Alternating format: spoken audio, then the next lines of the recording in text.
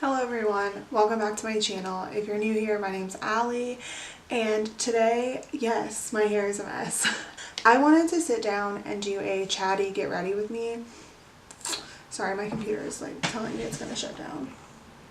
I wanted to do a chatty get ready with me, kind of talking about the new channel I started, why I started it, and my life in general, because I am a pretty open person in terms of my life. Like, I put my life onto the internet and I do it really without that much of a following. I do it for fun because I really just enjoy like the tiny bit of community. Oh my god, I'm hot. I put the sweater on because it was cold. The tiny bit of community that I do have on YouTube and Instagram, I really enjoy it. And so that's why I put my life out here the way that I do.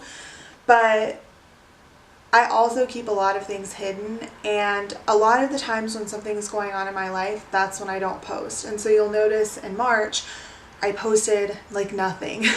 And the reason for that was I've just been going through some things, and it's nothing like bad. I'm very privileged. I'm going to start putting makeup on my face. I'm going to go ahead and do it, otherwise I'll never start. This is a chatty get ready with me, but I'm not going to talk about the products. I will try to remember to link everything down below, but the point of this video is basically just to talk. So I've just been going through a lot, and like I said, I share a lot of my life on the internet, but I also don't, because there's some things that I feel like people just like don't need to know. But there's things that I want to talk about because I feel like there are things that can like help people, and I don't have solutions for any of them, which is why I was so hesitant to post things. I think my computer is about to restart, and I literally told it not to. I started a second channel. It's called Allie Ray Life, and it was based on an Instagram that I had like a long time ago. I basically had this idea a long time ago that I was going to be a personal trainer. LOL. We'll get into that. But I was really into fitness at the time, and I was like studying for the personal trainer's exam, and I failed. But I'd started this Instagram as like a way to like share my progress with it. It obviously didn't go the way that I expected to, which is actually fine. That just wasn't like it just wasn't meant to be at the end of the day. I'm not good at science. I'm not good at anatomy.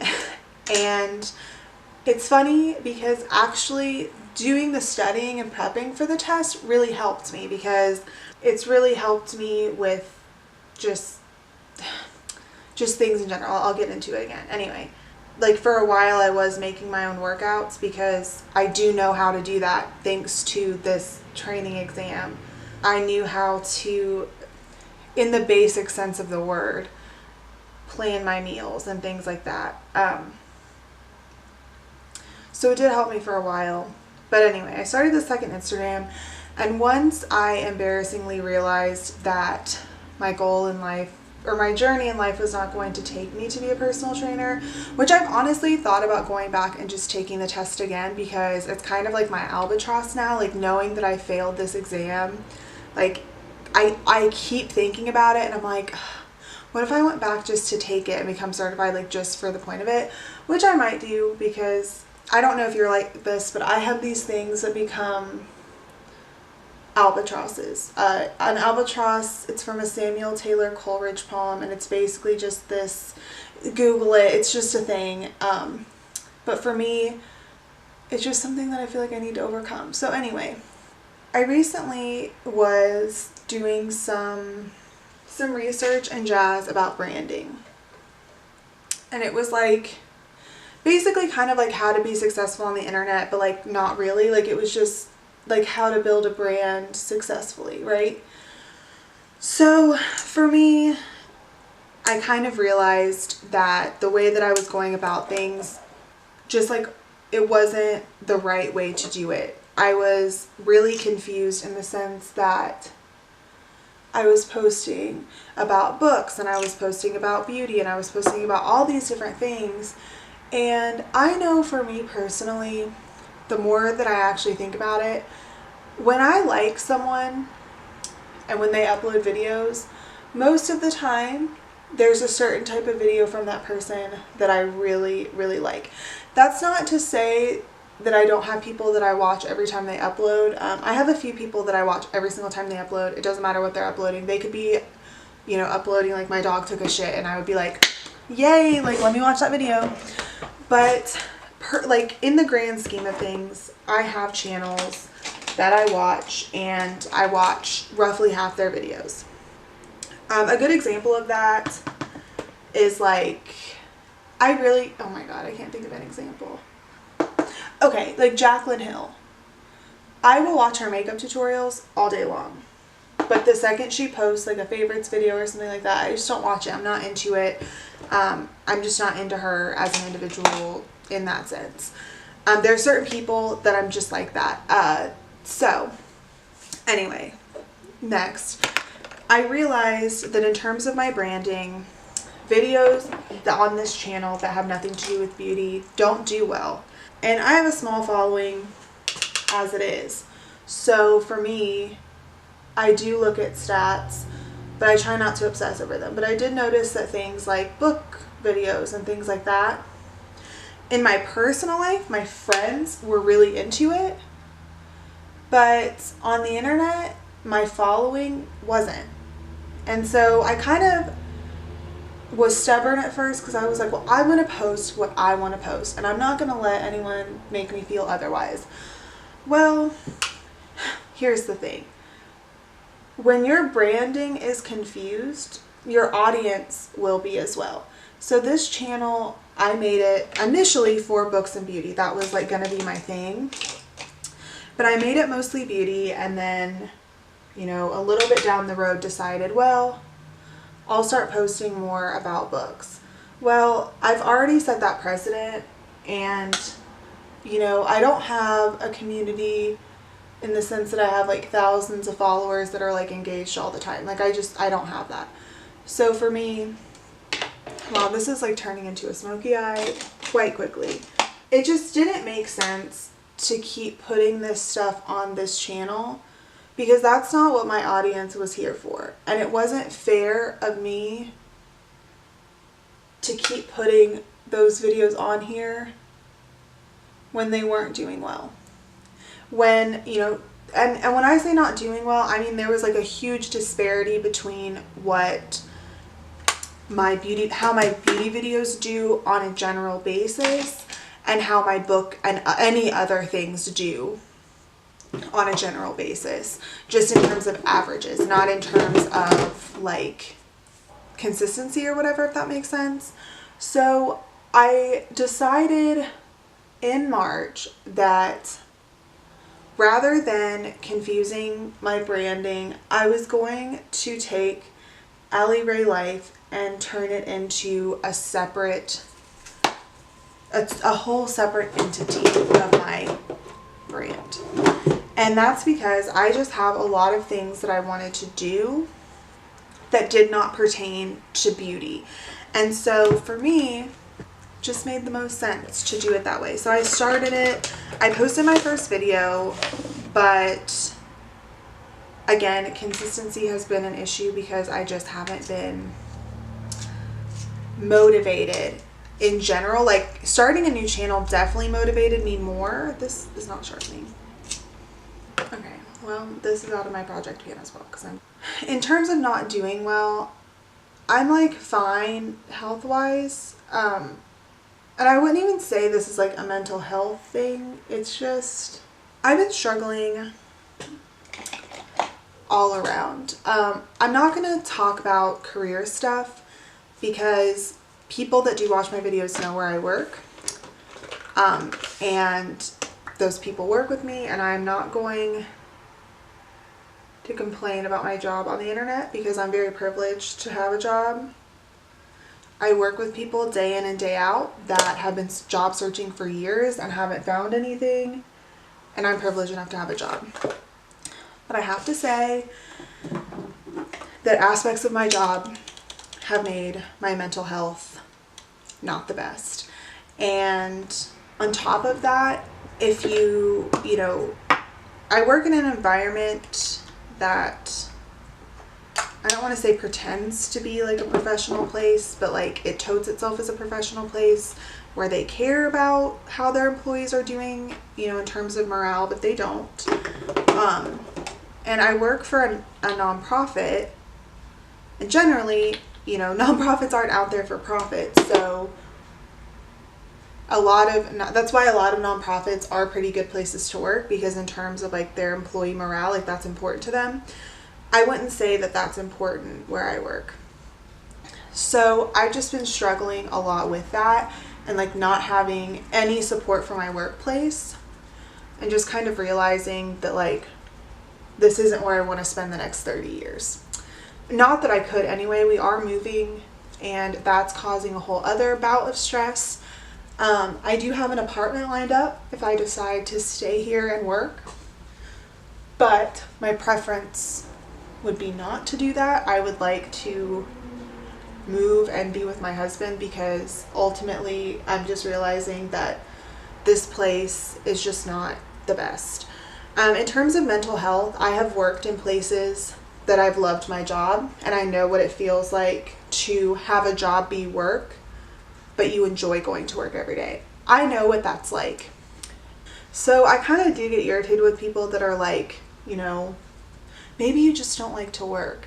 No, that's not true. At my old job, I went into work and I worked well over my scheduled amount of hours that I was required to work. And I didn't mind one bit. I liked being there, so that's why I was there. So I know what it's like to work. I had a really crappy job, 2 jobs, not the one before that one, because I actually liked that job too. When I first got out of, when we first moved away from Virginia Beach, right? Yeah. When we first moved away from Virginia Beach, I was a nanny for my cousin's kiddos. Her name is actually Allie. We're not biological cousins. We're just cousins by like marriage kind of. Anyway, I babysat her kids, and I really liked that job. That was like a fun job. It was hard work, because nannying is hard work, and her kids were really good. Like her kids weren't bad at all. I think I maybe made her feel that way, but I didn't like intend to. Like her kids were really, really good and well behaved.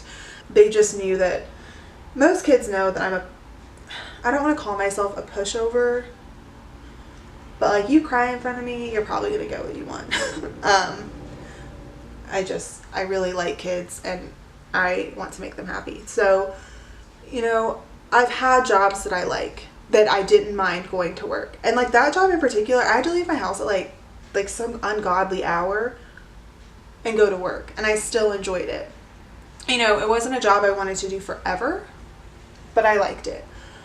So I know what it's like to have a good job, and like when people say that maybe you just don't want to work, that really fucking pisses me off, because like I do want to work. I want to have a job. I just don't want to be treated like shit at my job, because when you work in a place that I work, you deal with people every day, and you're not only when you're not only treated like shit by the people that come into your workplace, but you're also treated like shit from the people that are your not direct bosses, but like the people that run the establishment. Like you just like, you can't win. So I've just been really unhappy. I've been on a job search for a while, and it's just really like messing with me mentally, because I just, you know, being a military family, something that people don't think about is the fact that like, you know, when your husband moves, like you're screwed. Like in terms of, you know, people in the military don't make a lot of money. I think that's something that like people don't seem to understand, that concept. Like we are not running around like millionaires. I drive a nice car. I drive a used car. You know, I'm not running around buying things. There's a lot of people on the internet who you will see that make the military lifestyle look far different than what it is. I know people like that, and it's not that way. we were very fortunate when we moved here, and I think maybe got a little too comfortable in the sense that I was like, oh, I'll definitely find a job with this exact same pay when we leave. Or maybe I won't. So I've just been like incredibly frustrated and just like sad of the prospect of either like having to choose. I have to choose basically between living with my husband or staying in a job that I'm 100% happy with and live by myself. The place where I work Fridays, you know, I feel like I used to be able to take off Fridays all the time. Now getting a Friday off is like miserable. So that's gonna make it even harder to go visit my husband. So it's just like a lot of things creating just like a lot of stress. So again, I'm not trying to be negative. I'm very lucky to have a job. Like, and in terms of like my day in and day out job, I like it. I'm having a really good week this week. I don't mind my work schedule and things like that, but it's just like, it's just so frustrating to have to make these really hard decisions. There's that. All of this leads me to like my number one main stressor right now, which is my weight. I, in the past, have struggled with binge eating. I felt like I feel now like I've never been diagnosed with it formally, like I have it, because it's not something that I ever wanted to talk to my therapist about, because it's something that like really embarrassed me for a long time, like embarrassed me. So I never wanted to talk about it. I feel like I finally kind of like overcome it, but now I'm dealing with like the ramifications of like years of just like treating my body like garbage, in the sense that like sometimes, you know, I used to binge eat and then I would go and exercise for a really, really long time, or just binge eat in general or whatever. And I know like before my wedding, I was so stressed out that I was eating everything, and like I tried on my wedding dress and my wedding dress like didn't fit, and I was so embarrassed and so mortified. I had always been an athlete, and that was something that like I always took pride in, was like my body, and to like see that I wasn't treating my body well was just like mortifying to me. But now like trying to like come back from that now is really, really difficult. And I think people underestimate how difficult it is. You know, when you have a fast metabolism, it's so easy to come back from that. But the second you start doing something like binge eating, it messes with your metabolism. And my metabolism is not the same anymore. And I've been trying for a while to lose weight, and I've been exercising, I've been eating healthy, and it doesn't work. And I go through this cycle, and I think a lot of people go through this cycle where it's like, well, I'm not losing weight, so fuck it, I'm just gonna eat whatever I want. Well, literally not what you're supposed to do. And I know this like in my heart, like it's not like, I know the things that I should be doing, but it is frustrating when your body, like, you're not, like, I will say this, I don't sit and eat like entire pizzas and entire cakes and entire whatever. Like, I definitely eat in moderation. That's 100%. Like, I know portion sizes, I know all that. So it is frustrating when like you're sitting there and you're not eating a lot, and like calorically I'm eating well under, you know, I'm in a deficit always, and I still can't lose weight. It is just so frustrating. And I don't think people that don't go through that don't understand the frustration of it. Like, it's really easy for someone to say, oh, just eat less. Like, yeah, I know that. And even like fast food, like I have taken a step back from fast food like intensely in the past. That was something that's like my comfort, or used to be my comfort. And so when I was sad or whatever emotion I was feeling that was a negative emotion, I used to eat fast food. And I was like, I have to stop this. This is getting ridiculous. So I took a step back from that, and even then, still have not seen any progress on the scale. Well, I don't weigh myself anymore because that was causing me a lot of stress and anxiety. But I know that I've gained weight, and I don't understand how, because again, my diet's not perfect, but there's no reason for me to gain weight. So the one diet, and I don't like to call it a diet because I don't think it's that. People are very dramatic about this diet that I'm going to say, and like the second you say it, people are very like judgmental about how they feel about it. The one diet that's kind of worked for me, if I do it correctly, is the keto diet.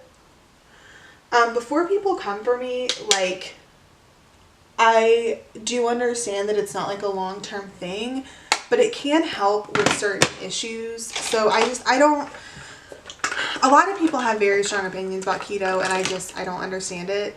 I just don't. Like, for example, some people, even if you eat in moderation, even if you eat whole foods, even if you do all these things, some people still can't lose weight. Like, that shocks people that, you know, even like trainers and stuff and nutritionists who can, like, there are some people who just cannot lose weight that way. And that's fine. And I'm definitely one of those people. In fact, like, not to throw anyone under the bus, like my dad or whatever, but my dad, like, he is someone that he really, like, not that my dad has weight issues, and he never has, like, he would say that he has before, he hasn't. But he is not successful just eating in moderation. He's a lot more successful doing low carb.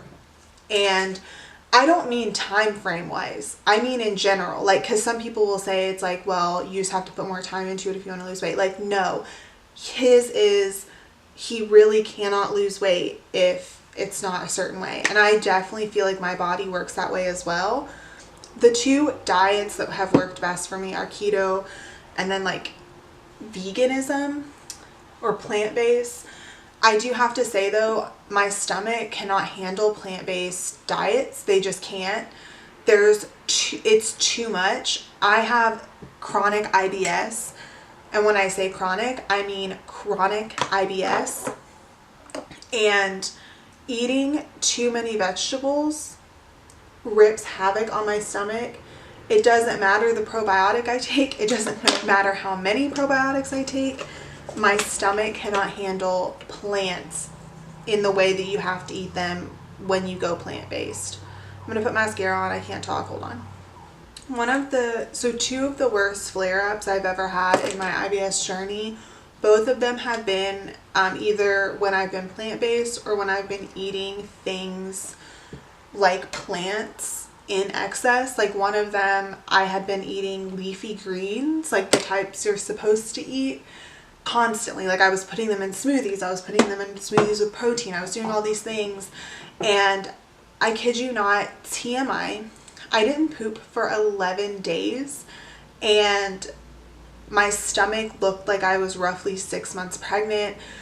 I had to take laxatives, did not work. Stool softeners did not work. 3 more days went by. I took an enema, did not work. It took 3 enemas for me to go to the bathroom. And if you've ever been constipated like that, if you have IBS that's mixed, so I have chronic IBS-M, which is IBS mixed. If you have that, then you know what I'm saying when, like, there is literally, I was in tears, in pain on my bathroom floor.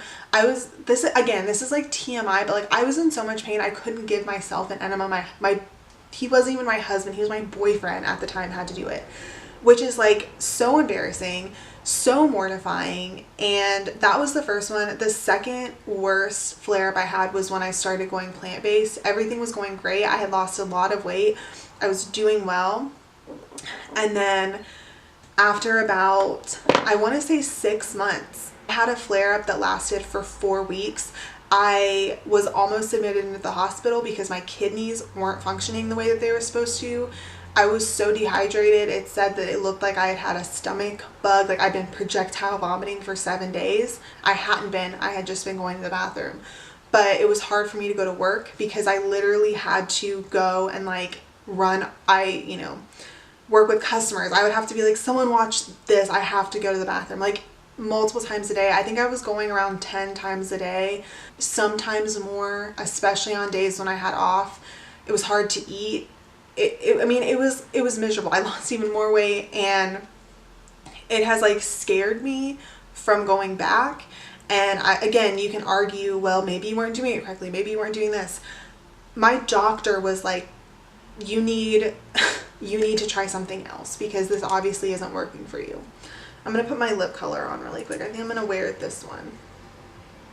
So yeah, I've been thinking about starting keto again because that was the one diet that it really, really helps me. And in terms of my IBS, when I did it correctly, and when I say did it correctly, I mean eating mostly whole foods, following it the way I should, my stomach, it really helped my stomach, but I also, got the added benefit of losing a little bit of weight. So yeah, my weight has been something that's I've been really struggling with because, and it's even more frustrating when it's like, I haven't been binging. I ordered like pizza last night and I ate 1 slice of pizza. Like that's the type of behavior that I've been following, is like eating in moderation and stuff. I feel like I need to like put my hair up or something. I'll do it later. But yeah, I'm done getting ready. I don't know what else I want to say. I really do on my second channel want to like make videos about these topics because I feel like this place isn't where I want to do it. I really want to have it separate, where I have my, this channel and then my, my other channel. So I will go over, I know I'm going to forget what I put on my face. So, for priming, the combo was the Smashbox Photo Finish and then the Dewy Photo Focus from Wet n Wild. Concealer, which is what I used to prime my eyes, was the Makeup Revolution concealer. And then for my brows, I just used the Brow Wiz in medium brown and then the clear brow gel. For my eyeshadow, I just tried this out. It's the Morphe 3B Pure Nude Palette. It just has 3 shadows in it. And then I topped everything off with the shade Marina in my Anastasia Mario palette. For foundation, I can't stop using this. I've been using the LA Girl Pro Coverage foundation, but I've been mixing in, I have to mix in a white mixer, and then I've been mixing in my primer with it, and then that concealer. And then for powders, I used my Bye Bye Pores all over the face, and then my Invisible Light under my eyes. And then for my eyeliners, I used NYX Milk and then Persona. And then bronzer was NARS Laguna because it's in my Project Pan. And then you probably saw me dust some other things on my face like contour and stuff. It was the Tarteist Pro Glow. And then for blush, I actually went in with Becca Amaretto blush in the Becca and Jaclyn Hill palette, so that middle shade. And then for highlighter, I started with Persona Cali Glow in Zuma, but I ended up topping it with the shade 23 from the e.l.f. J Kissa palette. And then mascara was Tarte Lights Camera Lashes. And for my inner corner, I used the Urban Decay Sin eyeshadow. And then for my lips, I used Persona Flamingo. And I set everything with these two. I used the Dewy Set and then the CoverGirl Look Lockup. So that's it, guys. I'm not going to ramble on and on. Like I said, if you want to subscribe to that channel, I'll link it down below, and you can look out for some more videos on these topics. If you have any topic that you'd like to see on that channel, just let me know. But yeah, that's it, guys. Thank you so much for watching. Thank you so much for the support. I greatly appreciate it, and I'll see you in my next video. Bye.